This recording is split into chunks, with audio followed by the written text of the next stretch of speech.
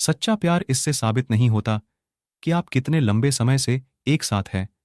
सच्चा प्यार तब पता चलता है जब परिस्थितियां खराब चल रही हों और फिर भी आप एक दूसरे के साथ रहे, एक दूसरे को सपोर्ट करे और जिंदगी में साथ आगे बढ़े। रूबी एक फैशन डिजाइनर थी और नितिन एक कंपनी में सेल्स मैनेजर का काम करता था। रूबी और नितिन एक दूसरे को कॉलेज से जानते थे और एक दूसरे से प्यार करते थे। उनके रिलेशन को लगभग 6 साल हो गए थे और अब रूबी नितिन से शादी करना चाहती थी। पिछले महीने नितिन का प्रमोशन हुआ था, तो इसी कारण उसे दूसरे शहर में शिफ्ट होना पड़ा था। जाने से पहले वो रूबी से मिला था। रूबी बहुत उदास थी कि अब वो दोनों मिल नहीं पाएंगे, लेकिन रूबी ने नितिन को कभी माना नहीं किया। जाने से वो चाहती थी नितिन अपने कैरियर में आगे बढ़े और यही सोचकर उसने खुशी खुशी नितिन को जाने दिया था। वो दोनों एक दूसरे को रोज फोन करते थे और घंटों बातें करते थे। रूबी उससे उसके नए काम, नई जगह के बारे पूछती रहती कि सब कैसा है उधर, वो समय पर खाना कहता है ना, काम में ध्यान लगता है ना। रूबी उसे उसका सब कुछ पूछती थी। 1 साल अच्छे से बीत गए थे, लेकिन फिर कुछ ऐसा होने लगा कि रूबी बहुत परेशान रहने लगी। नितिन ना तो खुद रूबी को फोन करता था और जब रूबी फोन करती थी तो ये बोलकर फोन रख देता था कि वो काम में व्यस्त है। रूबी को समझ नहीं आ रहा था कि नितिन ऐसा क्यों कर रहा है। भले कितना भी काम हो, 5 मिनट तो मुझसे बात कर ही सकता है। 1 महीना ऐसे ही चला गया। फिर रूबी थक कर नितिन को फोन करना छोड़ दी और नितिन तो अब उसे खुद से फोन करता ही नहीं था। कुछ दिन ऐसे ही बीत गए तो रूबी ने खुद फोन किया नितिन को। उसने फोन नहीं उठाया। रूबी ने उसे 4 से 5 बार फोन किया, फिर भी उसने फोन नहीं उठाया और ना ही उसने बाद में खुद रूबी को फोन किया। रूबी बहुत परेशान हो गई। वो सोचने लगी कि सच में नितिन काम में व्यस्त रहता है कि कुछ और बात है। कुछ दिनों बाद रूबी अपने काम से छुट्टी लेकर नितिन को बिना बताए उससे मिलने चली गई। रूबी को नितिन का पूरा पता मालूम था कि वो कहाँ रहता है। रूबी रात के समय नितिन के घर पहुंची थी। उसने देखा कि नितिन के घर पर ताला लगा हुआ था। उसने नितिन को फोन किया, लेकिन हमेशा की तरह नितिन ने रूबी का फोन नहीं उठाया। फिर रूबी ने नितिन को मैसेज किया कि मैं तुम्हारे घर के बाहर खड़ी हूं, तुम कहां हो।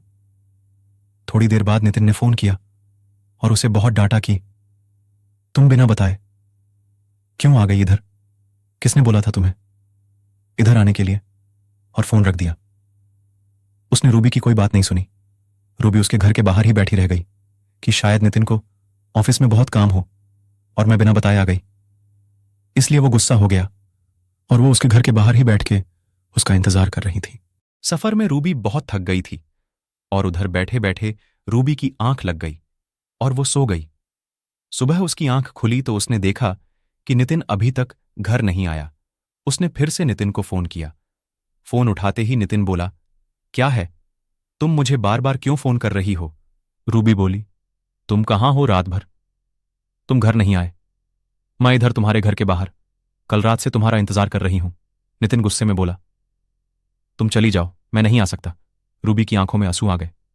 रूबी बोली, क्यों कर रहे हो ऐसे, मेरी क्या गलती है, ये तो बताओ। नितिन बोला, तुम जाओ, मुझे तुमसे कोई बात नहीं करनी, और फिर फोन रख दिया। रूबी बहुत रोने लगी। उसके पास वापस जाने के अलावा कोई रास्ता नहीं था। वो अनजान शहर में नितिन को कैसे और कहां ढूंढती। फिर उसने सोचा कि नितिन के पड़ोसियों से एक बार पूछ लें कि नितिन यही रहता है ना, कि कहीं और शिफ्ट हो गया है। उसने पूछा तो उसे पता चला कि पिछले 1 महीने से नितिन यहां रहता ही नहीं है। यह सुनकर उसे और बुरा लगा कि नितिन ने उसे कुछ नहीं बताया था कि वो कहीं और शिफ्ट हो गया है। पहले नहीं बताया था, ठीक है, लेकिन अब जब मैं यहां आ गई हूं फिर भी उसने कुछ नहीं बताया और ना ही मिलने आया। वो वहां से अपने घर लौट गई। वो बहुत बेचैन हो रही थी। नितिन ऐसा क्यों कर रहा है। वो नितिन को फोन और मैसेज करती थी, लेकिन वो ना तो फोन उठता और ना ही मैसेजेस का रिप्लाई करता था। कुछ 15 दिनों बाद नितिन का फोन आया। रूबी अपने ऑफिस में थी। उसने तुरंत फोन उठाया और ऑफिस से बाहर निकली बात करने के लिए।